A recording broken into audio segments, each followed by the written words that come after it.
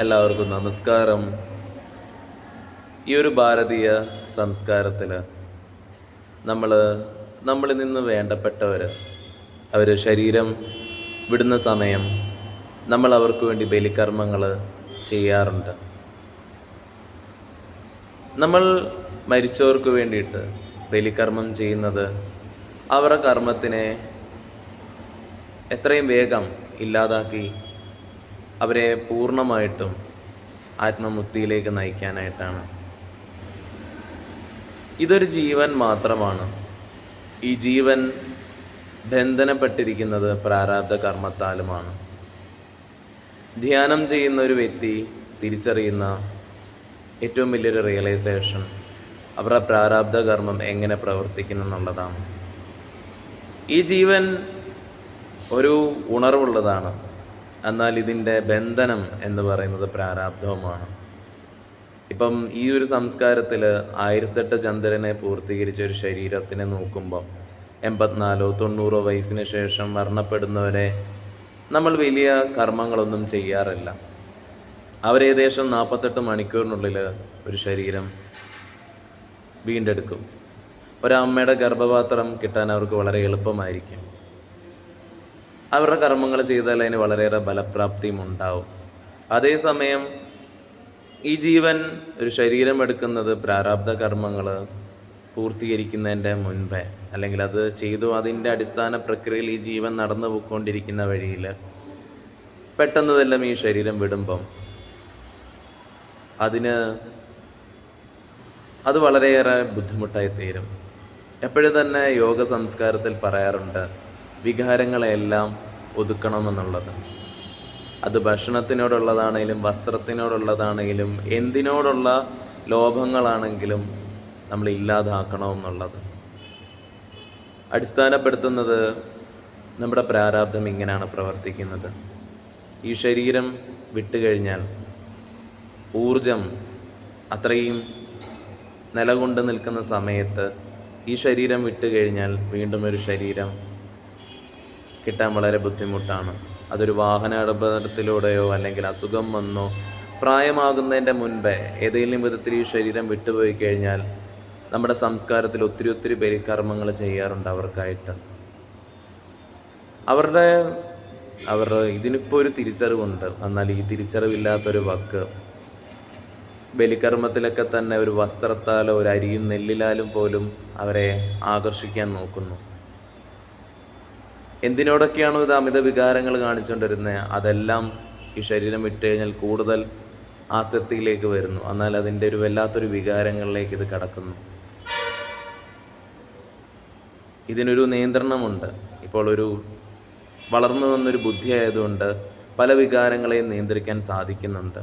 എന്നാൽ ഈ ബുദ്ധിയും കൂടി നഷ്ടപ്പെട്ടു കഴിഞ്ഞാൽ പ്രാരാബ്ധ കർമ്മത്തിൻ്റെ ഒരു മനസ്സ് മാത്രം, അതിനൊന്നും തന്നെ തിരിച്ചറിവില്ലാത്തൊരു അവസ്ഥയും. ആ അവസ്ഥയാണ് പലതും കടന്ന് പോകുന്നത്. അതുകൊണ്ട് ധ്യാനമെന്ന് പറയുന്നതും ആധ്യാത്മികത എന്ന് പറയുന്നതും ഒക്കെ തന്നെ ഉണർവാണ്.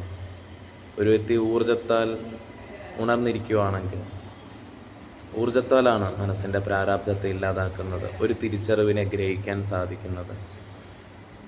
അതിനെ ഉയർന്ന അവസ്ഥയിൽ സമചിത്തത എന്നും അതുമായി ചേരുന്നതിന് സമാധി എന്നും ഒക്കെ തന്നെ പറയും. അതേസമയം ഒരു വ്യക്തി വേറെ ഏതെങ്കിലും വിധത്തിൽ ഈ ശരീരത്തെ ഉപേക്ഷിക്കുകയാണെങ്കിൽ, എന്തിനോടൊക്കെയാണോ ഇപ്പോൾ വികാരമുള്ളത്, ആ വികാരങ്ങളെല്ലാം തന്നെ ഒരു നിയന്ത്രണമില്ലാത്ത രീതിയിൽ അതിനിട്ട് അലട്ടുന്നു. 100-200 വർഷങ്ങളെടുക്കും വീണ്ടും ഒരു ശരീരം ഏറ്റെടുക്കാനായിട്ട്. അത് വല്ലാത്തൊരു ബുദ്ധിമുട്ടിൻ്റെ അവസ്ഥയാണ് ഈ ശരീരം വിട്ടു കഴിഞ്ഞാൽ ഉണ്ടാവുന്നത്. അതുകൊണ്ട് എപ്പോഴും തന്നെ നമ്മുടെ ക്രമീകരണ രീതിയിൽ ഒരു വ്യക്തി ഉണർവിൽ ജീവിക്കണമെന്നും എന്താണോ ഇതിൻ്റെ അടിസ്ഥാനത്തെ അറിഞ്ഞുകൊണ്ട് പ്രവർത്തിക്കണമെന്നും പറയുന്നതിൻ്റെ അടിസ്ഥാനം ഇതാണ്. ജീവൻ, ഈ പ്രാണൻ ബന്ധപ്പെട്ടിരിക്കുന്നത് പ്രാരാബ്ധമായിട്ടാണ്. അവിടെ നിന്ന് ശിവനിലേക്ക് ബന്ധപ്പെട്ടാൽ മാത്രമേ ഇതിന് ആത്മമുക്തി എന്ന് പറയുന്നുള്ളൂ. ഈ ശരീരത്തിലിരുന്നു കൊണ്ട് കാമം എന്ന് പറയുന്ന നമ്മുടെ മുഴുവനായി നമ്മൾ എന്തിനോടൊക്കെയാണോ ആഗ്രഹം, അതിന് ആഗ്രഹങ്ങളെല്ലാം നമ്മളിൽ നിന്ന് പൊഴിഞ്ഞു പോകുമ്പോൾ മുക്തി എന്ന് പറയും, നമ്മൾ മോക്ഷം എന്ന് പറയും, സർവ്വവികാരങ്ങളോടും, ഭക്ഷണത്തിനോടും വസ്ത്രത്തിനോടും ബന്ധങ്ങളോടും എല്ലാം ഉണ്ടാവുന്ന ഒരു വൈരാഗ്യം, ഒരു അറ്റാച്ച്മെൻറ്റിൽ നിന്നൊരു ഡിറ്റാച്ച്മെൻ്റ് ആവുന്ന ഒരവസ്ഥ, സർവ്വതിനോടും സൃഷ്ടിയുടെ ശൂന്യതയെ അറിയുന്ന ഒരവസ്ഥ. ആ സമയം ഒരു വ്യക്തി മോക്ഷം പ്രാപിക്കുന്നു. ആ വ്യക്തിയുടെ ജീവൻ്റെ പ്രാണൻ്റെ ഏറ്റവും ഉയർന്ന അവസ്ഥയിൽ അത് അലിഞ്ഞു ചേരുന്നു. ഇതൊരു റിയലൈസേഷനാണ് ധ്യാനത്തിൽ നമ്മൾ അറിയുന്ന, അല്ലെങ്കിൽ നമ്മുടെ ജീവനെ മനസ്സിലാക്കുമ്പം നമ്മൾ ഏറ്റവും കൂടുതൽ മനസ്സിലാക്കുന്നത് ഈ പ്രാണൻ എങ്ങനെയാണ് ബന്ധപ്പെട്ടിരിക്കുന്നത് എന്നുള്ളതാണ്. അപ്പോൾ ഓരോ വ്യക്തികളെയും നയിക്കുന്നത് പ്രാരാബ്ധം എന്ന് പറയുന്നൊരു കർമ്മമാണ്. അത് ഈ ശരീരം വിട്ടാലും, ഇപ്പം ഞാൻ കണ്ണടച്ചിരുന്നാലും എൻ്റെ മുന്നിലൊരാൾ വന്ന് നിന്ന് കഴിഞ്ഞാൽ അയാളെ എനിക്ക് നേരത്തെ അറിയാമെന്നുണ്ടെങ്കിൽ ഞാൻ മനസ്സിലാക്കുന്നു, അയാളുടെ മുഖത്തെ ഞാൻ കാണുന്നു. ഈ കണ്ണുകൾ അടച്ചിരുന്നാലും അതിനെ ഞാൻ കാണുന്നുണ്ട്. അതേപോലെ തന്നെ ഈ ശരീരം വിട്ടാലും സർവ്വതിനെ അറിയുന്ന അവസ്ഥ. എന്നാൽ ഇന്ദ്രിയങ്ങളൊന്നും പ്രവർത്തിക്കാത്തൊരവസ്ഥ, ഒരു തിരിച്ചറിവില്ലാത്ത വാക്ക്. അതിനെ പ്രാരാബ്ധം നയിച്ചുകൊണ്ട് പോകുന്ന ഒരു ഊർജ്ജമെന്ന് പറയും. ഒരു തിരിച്ചറിവില്ലാത്തതിൻ്റെ ഊർജ്ജം. സദ്യ കൊണ്ടുകൊണ്ടിരിക്കുന്ന ആളെ ഒരു എള്ളിലോ അരിയിലോ ആവാഹിക്കാൻ പറ്റുന്ന ഒരവസ്ഥ. അത്രയേറെ പ്രാരാബ്ധത്തിൻ്റെ വികാരത്തിന് അടിമപ്പെട്ടു എന്നൊരവസ്ഥ. അവിടെ നമ്മൾ ഉണർന്നിരിക്കണം. അവിടെ നമ്മൾ കർമ്മ പശ്ചാത്തലത്തിനെ നമ്മൾ മനസ്സിലാക്കിയിരിക്കണം. അല്ലെങ്കിൽ ഈ ജീവ ഊർജം ബന്ധപ്പെട്ടിരിക്കുന്ന പ്രാരാബ്ധത്തിലായതുകൊണ്ട് അതിതിനെ ജന്മജന്മാന്തരമായി തന്നെ, അല്ലെങ്കിൽ ഇതിനെ ഓരോ ജന്മത്തിൽ നിന്ന് വേറൊരു ജന്മത്തിലേക്ക് പല രീതിയിലുമിട്ട് അലച്ചുകൊണ്ടിരിക്കുകയാണ്. ഒരു യോഗി മനസ്സിലാക്കുന്നതും ഒരലച്ചിലാന്നുള്ളതാണിത്. എന്നാൽ ഇതിനെ ഒരു ഉണർവോടുകൂടി നമ്മൾ കൈകാര്യം ചെയ്തില്ലെങ്കിൽ